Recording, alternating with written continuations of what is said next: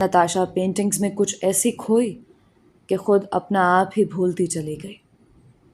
کتنا درد، کتنی پیاس، کیسی گہری کسک تھی ہر تصویر میں۔ روح میں سے روح نچوڑ لینے والی تاثیر لیے ان رنگوں نے گیلری میں سبھی لوگوں کو مبہوت کر رکھا تھا۔ اور پھر نتاشا کی نظر فرحاد پر پڑی۔ وہ کسی شخص کو اپنی کسی تصویر کا عنوان بتا رہا تھا، کھوج۔ اس تصویر کا عنوان کھوج ہے، لاحاصل کی کھوج۔ یوں سمجھ لیں کہ جیسے کوئی اپنے کسی نہایت عزیز اور اس پیارے کے لیے چھلنی میں بھر کر پانی لے جانے کی ایک ناکام کوشش کر رہا ہو، جو اسی کے سامنے شدید پیاس سے دم توڑ رہا ہو، یا میدان جنگ میں پیاس سے تڑپتے جان دیتے سپاہ سالار کے لیے اس کے کسی وفادار سپاہی کا اپنی ہتھیلیوں کے پیالے میں 2 گھونٹ پانی لے کر بھاگنا۔ بس کچھ ایسا ہی بیان کرنے کی کوشش کی میں نے اس تصویر میں۔ نتاشا خاموشی سے فرحاد کی بات سنتی رہی، اور یہی وہ ابتدا تھے جس کے انتہا آج میرے سامنے کاسا بلانکا کے عرصے پر موجود تھی۔ شروع کے چند ہفتے تو نتاشا کو سمجھ ہی نہیں آیا کہ یہ کشش فرحاد کے فن کی ہے یا شخصیت کی۔ وہ راحیل کو بھی اگلے ہفتے نمائش دکھانے لے گئے، اور راحیل نے بھی فرحاد کے فن کو خوب سراہا۔ خود فرحاد اس بات سے ہمیشہ بے خبر رہا کہ انجانے میں وہ کسی کے اندر ہونے والی کتنی بڑی ٹوٹ پھوٹ کا ذمہ دار ہے، کیونکہ نتاشا نے کبھی اسے کچھ بتایا ہی نہیں تھا۔ نتاشا اس لیے بھی شدید الجھن میں تھے کیونکہ اس کے پاس بظاہر ایک اور محبت میں مبتلا ہونے کی کوئی وجہ بھی تو نہیں۔ لیکن کیا کبھی محبت کو کسی وجہ کی ضرورت رہی ہے؟ کیا محبت کسی عمر کی مرہون منت ہوتی ہے؟ نہیں، دل کوئی نہ کوئی بہانہ ڈھونڈ ہی لیتا ہے کہ دل کب کسی کا دوست ہوا ہے۔ سراپائے عشق ہوں میں، اب بکھر جاؤں تو بہتر ہے۔ جدھر جاتے ہیں یہ بادل ادھر جاؤں تو بہتر ہے۔ یہ دل کہتا ہے تیرے شہر میں کچھ دن ٹھہر جاؤں، مگر حالات کہتے ہیں کہ گھر جاؤں تو بہتر ہے۔ یہاں ہے کون میرا جو مجھے اپنا بھی سمجھے گا؟ میں کوشش کر کے اب خود بھی سنور جاؤں تو بہتر ہے۔ نتاشا کے حالات سنورنے کے بجائے بگڑتے ہی چلے گئے، حالانکہ وہ صرف 2 مرتبہ ہی فرحاد کی آرٹ گیلری میں گئی تھی۔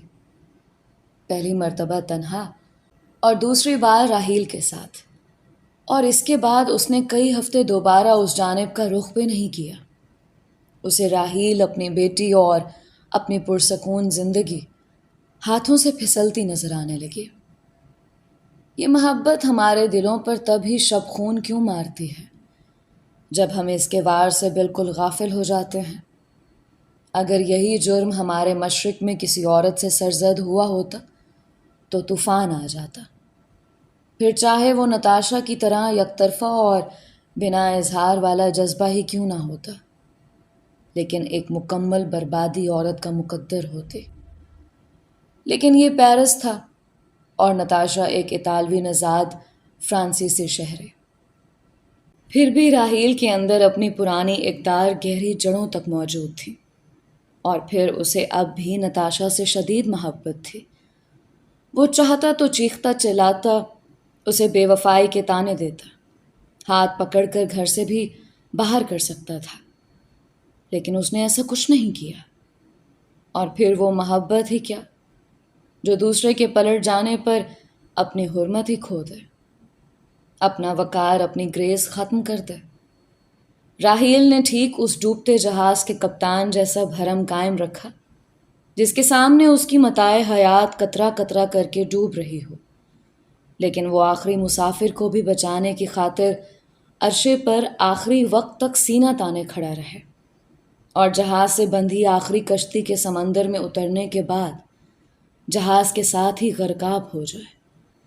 نتاشا نے بھی مغربی معاشرے کی ایک آزاد عورت ہونے کے باوجود اپنی گمشدہ محبت کی حرمت قائم رکھی اور آخری وقت تک فرحاد کو اپنے دل و دماغ میں چلتی جنگ کے بارے میں کچھ نہیں بتایا، تا وقت یہ کہ اس نے راحیل سے ہر بات بانٹ نہ لی۔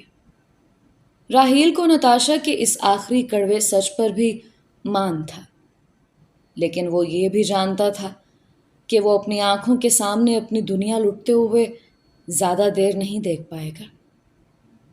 اس نے نتاشا سے آخری فیصلہ کرنے کا کہا۔ نتاشا خود بھی راحیل کو یوں لمحہ با لمحہ ٹوٹتے نہیں دیکھ سکتی تھی، سو اس نے خود ہی اپنے فرد جرم پڑھ کر سنائے اور خود ہی اپنی سزا بھی طے کر دی، عمر بھر کی جدائی کی سزا۔ جب کوئی جج کسی کو عمر قید کی سزا سناتا ہے تو وہ اصل میں ملزم کو اس کے پیاروں سے عمر بھر کی جدائی کی سزا ہی تو دے رہا ہوتا ہے۔ تو نتاشا نے بھی اپنے لیے ایک نئے طرز کی عمر قید چن لی تھی۔ راحیل نے نتاشا سے یہ بھی پوچھا کہ کیوپڈ کے وار کا شکار اگر نتاشا کا دل ہوا تھا اور جرم کی سرزدگی بھی اسی کے دل کے سر ہے، تو پھر سزا راحیل کو بھی کیوں مل رہی ہے؟ شاید دلوں کے جرم ہی ایسے ہوتے ہیں کہ کرتا کوئی اور بھرتا کوئی اور۔ دلچسپ بات یہ ہے کہ اس کہانی کے تیسرے مرکزی کردار فرحاد کو ابھی تک اس بات کی خبر نہیں تھی کہ وہ کتنی زندگیوں میں طوفان کا باعث بن رہا تھا، حالانکہ اب اس کی نتاشا سے اچھی خاصی پہچان ہو چکی تھی اور وہ اس کے تمام خاندان سے بھی مل چکا تھا، لیکن نتاشا نے راحیل کے کہنے پر بھی اپنے دل کا حال فرحاد پر ظاہر نہیں کیا۔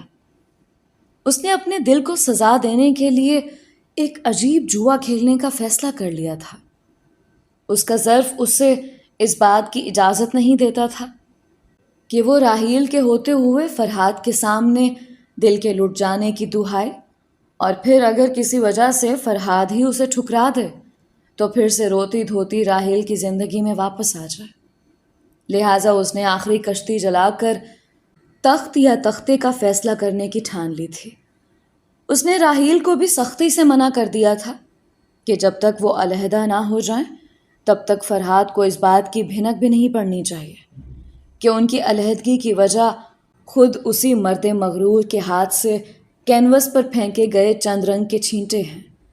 بظاہر ناممکن نظر آنے والی ایسی داستانیں صرف مغرب ہی میں جنم لے سکتی ہیں، کیونکہ ہمارے ہاں کسی مرد کا ایک کے بعد دوسری اور پھر تیسری محبت میں مبتلا ہو جانا تو عام سی بات سمجھی جاتی ہے، مگر عورت بیچاری اپنے خواب میں 7ویں عکس سے پرے بھی اگر کسی غیر کی شبیہ دیکھ لے تو گھبرا کر خود ہی اٹھ بیٹھتی ہے۔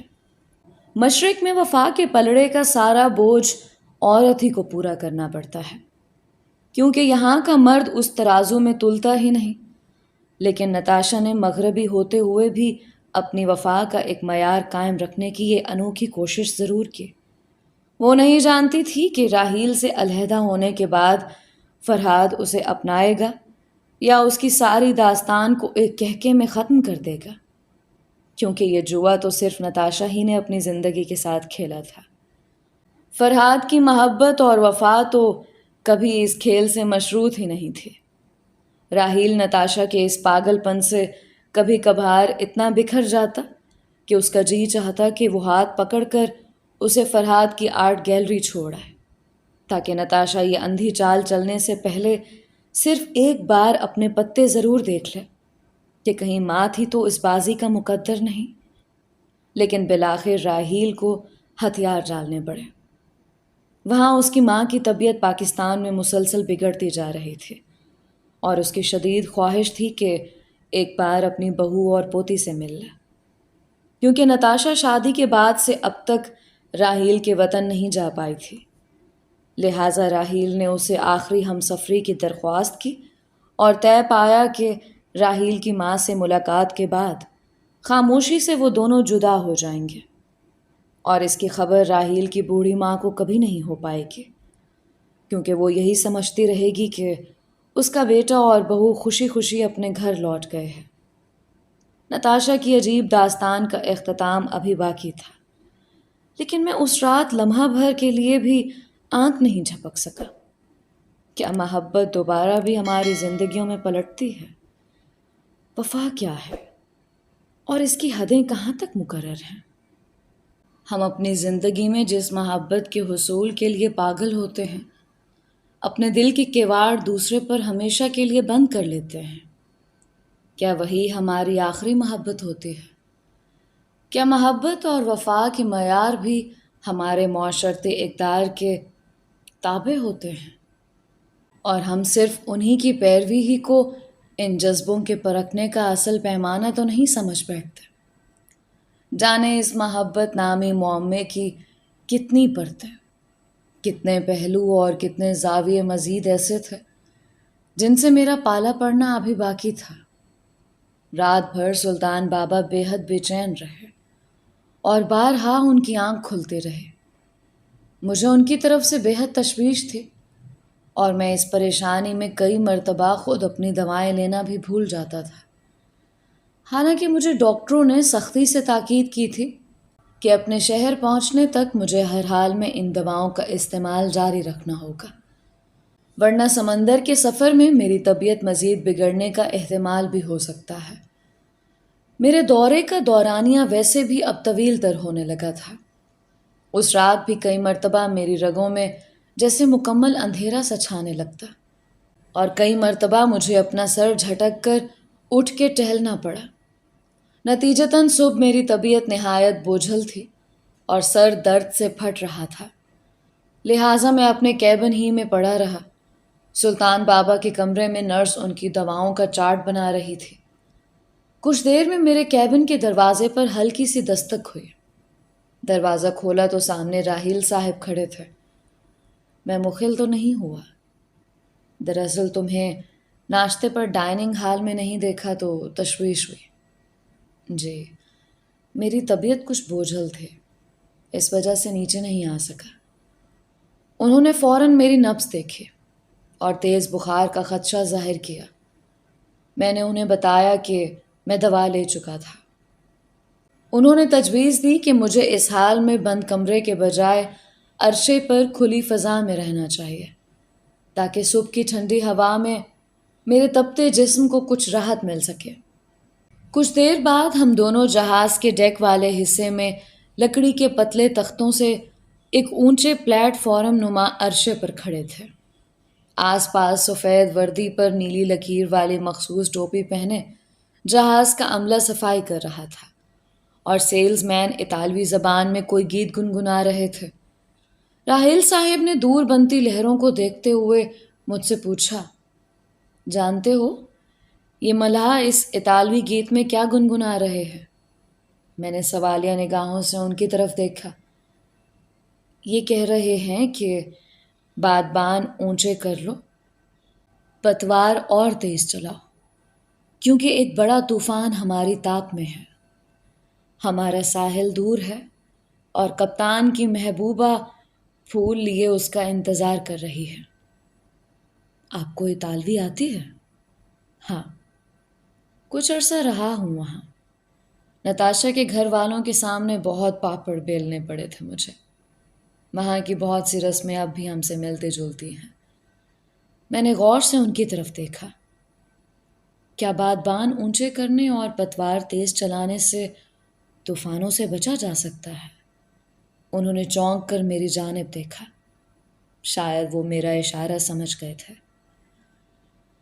نہیں، طوفان تو آ کر ہی رہتے ہیں، لیکن طوفانوں کے ڈر سے سمندر کو ویران بھی تو نہیں چھوڑا جا سکتا، اور پھر جن کی ناؤ ہی میں چھید ہو جائے انہیں طوفانوں سے کیا گلا؟ گر ڈوبنا ہی مقدر ہے تو پھر سکون سے بنا کسی آواز کے کیوں نہ ڈوبا جائے؟ شور مچا کے اور واویلا کر کے سمندر کا تقدس پامال کرنے سے کیا فائدہ؟ میں ان کے چہرے ہی سے ان کے اندر اٹھتے طوفانوں کی ایک جھلک دیکھ سکتا تھا۔ میں نے انہیں پھر ٹٹولا۔ آپ اتنی آسانی سے کیسے ہار مان سکتے ہیں؟ جو ڈوبنے کا حوصلہ رکھتے ہیں وہ طوفانوں کا رخ بھی تو موڑ سکتے ہیں۔ وہ مسکرائے۔ کتنی گھائل مسکراہٹ تھی۔ وہ جس معاشرے میں پلی بڑھی ہے وہاں محبت کا ہو جانا حادثہ تو ہو سکتا ہے، جرم نہیں۔ اور محبت جرم تب بنتی ہے جب وہ اپنے ساتھ احساس جرم لے کر آئے۔ اور پھر یہ دلوں کے سودے ہیں، یہاں ڈوبنے والے ہی فاتح قرار پاتے ہیں۔ اس کے دل میں بال آ جانے سے میری محبت پر کوئی فرق پڑے تو پھر یہ محبت نہیں سوداگری ہوئی۔ میں صرف اپنے احساس کے ساتھ بھی تو ہمیشہ زندہ رہ سکتا ہوں۔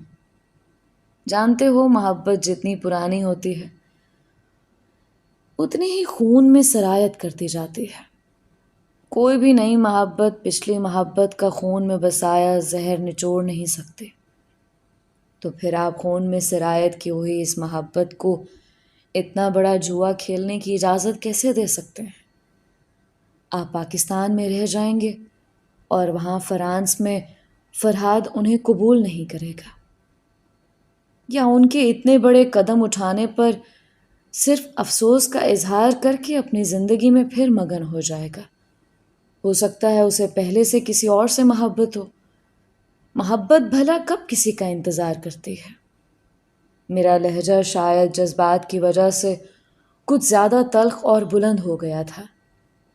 تبھی ہمارے پاس سے گزرتی ایک بوڑھی خاتون مسافر نے اپنے کالے جالی دار ہیٹ کے نیچے سے ہم پر خشمگین سے نگاہ ڈالی۔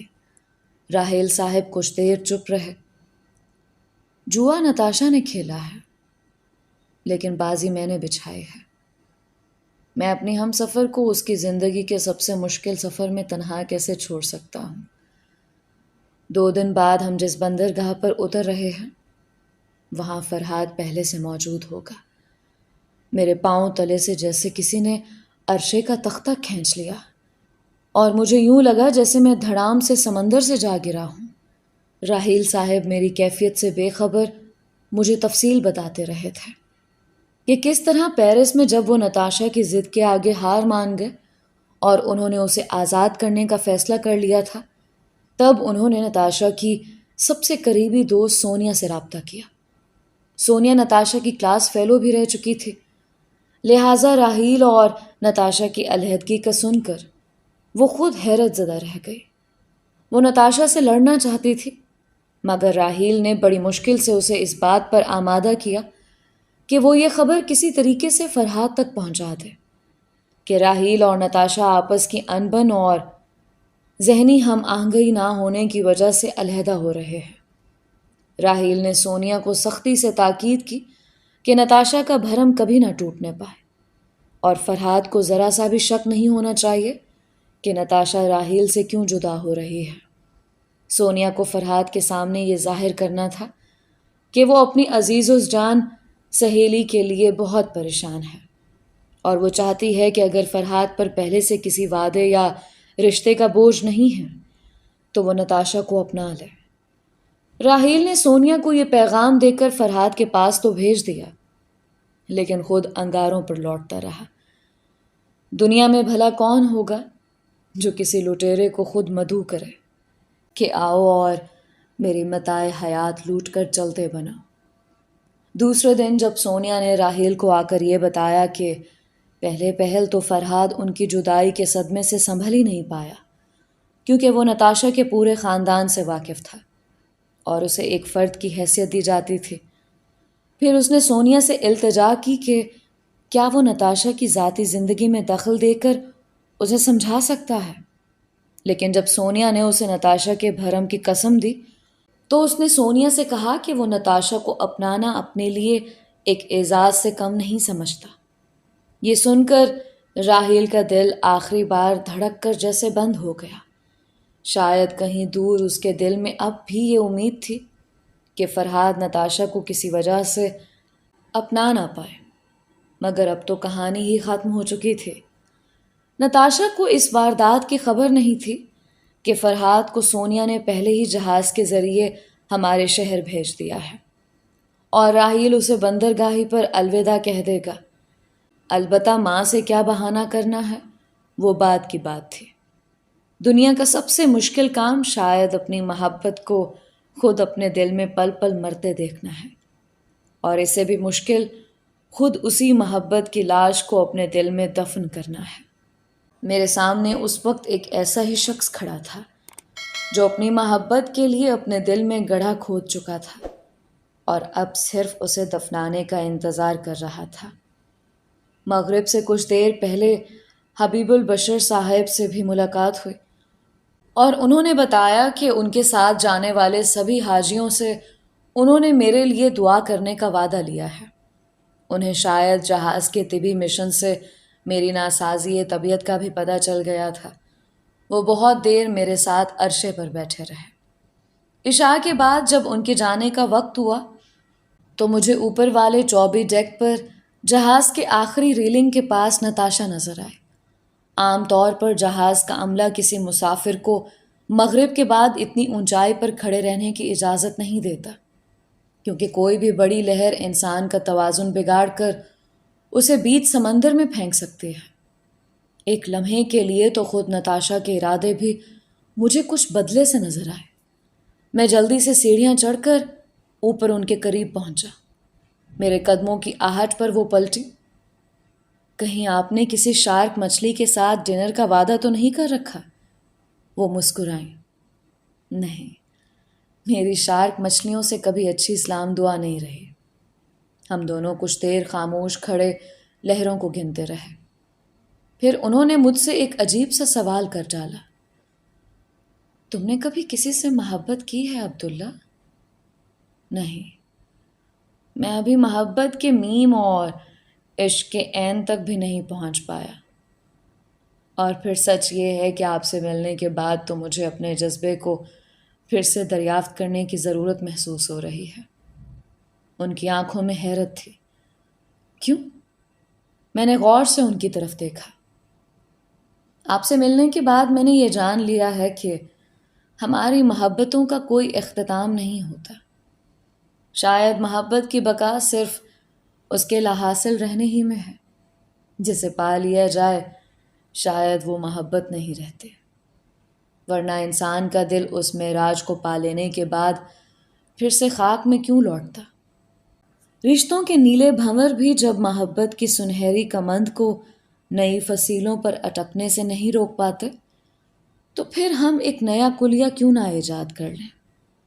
نتاشا کی آواز کھوئی کھوئی سی تھی۔ کیسا کلیہ؟ میں نے مڑ کر دیکھا۔ یہی کہ ہم اپنی زندگی کی سب سے پہلی اور شدید محبت کو اس شرط سے متصل نہیں رکھ سکتے کہ خود ہم بھی اس کے لیے آخری محبت ہی ثابت ہوں گے، بلکہ ہمیں یہ گنجائش بھی رکھنی ہوگی کہ خود ہمارا دل بھی پلٹ سکتا ہے۔ تو پھر ایسی پلٹ جانے والی چیز کے لیے سر دھڑ کی بازی لگانا کہاں کی دانش مندی ہے؟ آپ نے اچھا کیا کہ مجھے ایک نئی راہ دکھا دی۔ نتاشا کی آواز میں بے چینی تھی۔ لیکن یہ ضروری تو نہیں کہ جو واردات میرے دل کے ساتھ ہوئی ہے وہ سبھی کے ساتھ ہو۔ تم اپنا نظریہ کیوں بدل رہے ہو؟ یہ صرف میری بدبختی بھی تو ثابت ہو سکتی ہے۔ میں نے آخری وار کر دیا۔ تو پھر اس بات کی کیا ضمانت ہے کہ یہ سیاہ نصیبی پھر سے اپنے آپ کو نہیں دہرائے گی؟ کیا مطلب؟ مطلب یہ کہ جس راستے پر آپ چل رہی ہیں وہ تو صدا کا بے نشان و منزل ہے۔ کل تک راحیل آپ کی پہلی محبت تھے، آپ کا ہر خواب ان سے وابستہ تھا، لیکن آج آپ کو اپنا من فرحاد کی جانب کھینچتا محسوس ہوا ہے۔ ایک اجنبی آپ کے سارے خوابوں پر قابض ہو بیٹھا ہے۔ تو پھر اس بات کی کیا ضمانت ہے کہ کل یہ من اپنے دھاگے کہیں اور نہیں الجھا بیٹھے گا؟ نتاشا کو ایک جھٹکا سا لگا۔ لیکن میں صرف اتنا سمجھ پایا ہوں کہ بات اگر دل کے اختیار پر چلنے کی ہے تو پھر ہمارا ایک شاعر صدیوں پہلے کہہ گیا تھا کہ دل پر زور نہیں۔ آپ جس ماحول میں پلی بڑھی ہیں اس معاشرے میں انسان کی آخری سانس تک ایسے دلکش ہیولے اس کا دل کھینچنے کے لیے اس کے آس پاس بھٹکتے رہتے ہیں۔ کبھی کوئی فلم سٹار، کبھی کوئی کھلاڑی، کبھی کوئی سنگر۔ تو پھر آپ کے کلیے کے حساب سے ایک پل کا سکون ملنا بھی محال ہوگا۔ انسان کی ذات اندر سے جن سینکڑوں ہزاروں خانوں میں بٹی ہوئی ہے، دوسرا کوئی بھی ایک انسان ان سب خانوں کے خلا کو بھرنے کی صلاحیت ہرگز نہیں رکھتا۔ یہ کسی فرد واحد کے لیے ممکن ہی نہیں۔ ہم خود بھی کسی دوسرے کے بنائے ہوئے ہیولے کا صرف 15 یا 20% ہی پورا کر پاتے ہیں۔ اسی لیے ہم ان مشہور لوگوں یعنی سیلیبریٹیز میں اپنے من کے بنائے خاکے کی خوبیاں تلاش کرتے رہتے ہیں۔ کیا کبھی آپ نے راحیل کے من کے ہیولے کو ٹٹولا ہے؟ ہو سکتا ہے خود آپ بھی اس کے اندر کی شبیہ کا صرف 5% ہی پورا کرتے ہوں۔ نتاشا نے چونک کر میری جانب دیکھا۔ لیکن راحیل نے کبھی اس بات کا ذکر نہیں کیا، ورنہ یقین کرو میں اس کے من کے اندر موجود ہر تصویر کو اس کے سامنے لا کھڑا کرتے، اس کے لیے کچھ بھی کر سکتے ہوں۔ کتنی تصویریں جمع کر پاتی ہیں آپ؟ اور کیا انسان ساری زندگی انہی سرابوں کے پیچھے بھاگتے ہی گزار دے اور آخر میں خود ایک ہیولا بن کر رہ جائے؟ کیا یہی مقدر ہے ہم مجبور اور بے کس انسانوں کا، جنہیں زندگی تو صرف ایک ملتی ہے مگر خواہشیں 1000 صدیوں کے وزن جتنی؟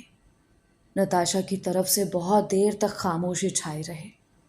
پھر جب وہ بولی تو آواز سمندر کے اندر سے آتی محسوس ہوئی۔ پھر ان 1000 صدی کی خواہشوں کا کیا ہوا؟ دل پر قفل کیسے لگایا جائے؟ میں نے ان کی جانب دیکھا۔ اگر اس دل نے ہمارے ساتھ ہر حاصل کو خاص سے عام کرنے کا کھیل رچایا ہوا ہے تو پھر ہمیں بھی اس کے لیے کسی ایک کو ہمیشہ کے لیے لاحاصل رکھ چھوڑنا چاہیے، تاکہ وہی لاحاصل اس کی آخری چاہت ثابت ہو۔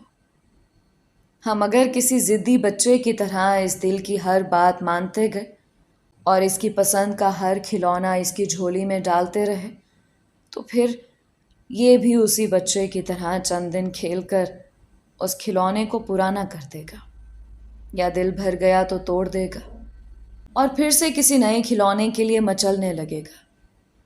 تو کیوں نہ اسے ہمیشہ کے لیے ایک کھلونے کی آس ہی میں منتظر چھوڑ دیا جائے، تاکہ وہ ہمیشہ کے لیے اس کے لیے خاص رہے۔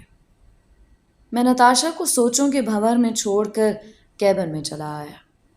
اگلی شام جہاز بندرگاہ پر لنگر انداز ہونے کے لیے اپنی رفتار دھیمی کر چکا تھا۔ میرے سامنے وہی ساحل باہیں کھولے کھڑا تھا، جس کی ایک درگاہ پر نظر آئی ایک جھلک اور جلوے نے میری زندگی بدل کر رکھ دی تھی۔ دور سے میں نے مما اور پاپا کو میزبانوں والے حصے کی جالی کے پرے دیکھا۔ ان کی نظر ابھی مجھ پر نہیں پڑی تھی۔ بھیڑ بہت زیادہ تھی، لیکن مجھے زہرا کا دھانی آنچل تو ہمیشہ پہلی نظر میں نہار جاتا تھا، مگر کیوں آج ابھی تک میری نظر اسے ڈھونڈ نہیں پائی تھی۔ جہاز بندرگاہ پر لگ گیا۔ ہم سب ایک ایک کر کے سیڑھیاں اتر کر زمین پر قدم رکھتے گئے۔ راحیل کے بعد اس کی بچی اینی اور پھر نتاشا نے آخری سیڑھی کو الوداع کہا۔ دافتن نتاشا کی نظر کچھ فاصلے پر کھڑے ایک سجے سنورے شخص پر پڑی اور اس کے قدم زمین پر گڑ کر رہ گئے۔ میرے دل نے دھڑک کر مجھ سے کہا، فرحات؟